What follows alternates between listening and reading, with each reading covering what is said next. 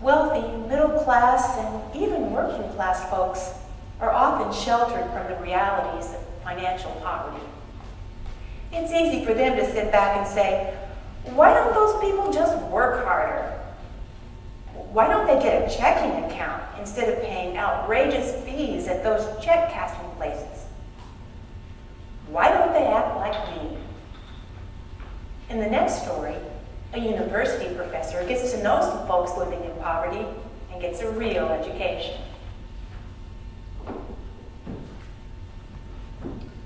I'm fortunate enough to be a white male in a society that makes it easy for white males to succeed. A lot of people that I've known through beyond welfare don't have that advantage. Women and people of color will always have a different path to walk than I do as a white male.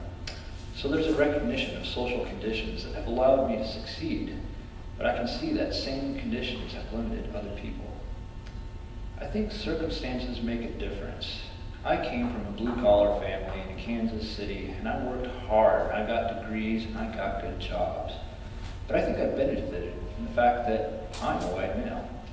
When you're a white male and you're interviewing with a white male, there's just certain things that just happen naturally that don't happen for other people. So the conditions that other people face may also come from modest economic circumstances. They aren't white and they aren't male. Put limits around their ability to succeed. There's an unsensed power that comes with race and gender. I've seen single mothers and children interact with human service system, where if they got a good caseworker, things were fine. But sometimes they got someone who just dismissed them bureaucratically. Just sit down and fill out that form.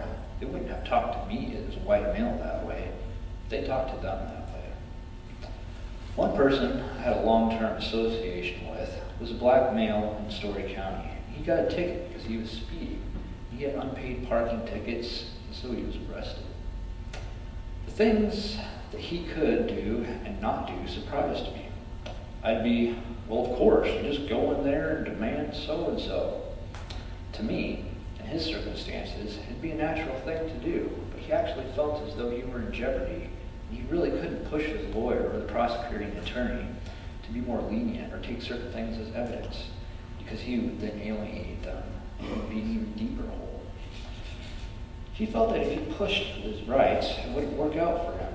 It just wasn't, oh, I'm nervous about doing this. It was, I have something big at risk here. His car was put into storage, which at the time cost $10 a day. He was not making any income. He didn't have enough money for bail, and neither did I.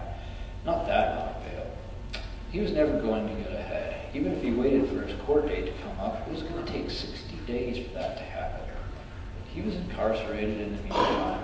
He was falling past due on his rent because he was in jail, and there was $10 a day accumulating in his car because it was in storage. I tried to get the car out of storage. I couldn't until the entire fine was paid. It was like, here's a shovel, keep on digging. I never realized the justice system was like that. I figured that the law enforcement and the criminal justice system protected me from bad people. As far as I could tell, they were making it difficult for good people who happened to be of color in this case. Here's another example about what it's like not to have money. I was working with a family in poverty, and I told them, well, what you need to do is have a check account. And then you put money in it. And they said, well, we don't do checking accounts. I said, why not? They said, well, if we ever bounce a check, it costs us $25 to bounce the check, and it costs the money for the check. And then we're way behind the 8 ball because we don't have the money for the bounce check. So they didn't even put themselves in that situation. So when they apply for a job or fill out an application, they don't even have a checking account. They don't look like they're stable in the community. The perversities of what it means to be poor are unseen by most people until you spend time with them.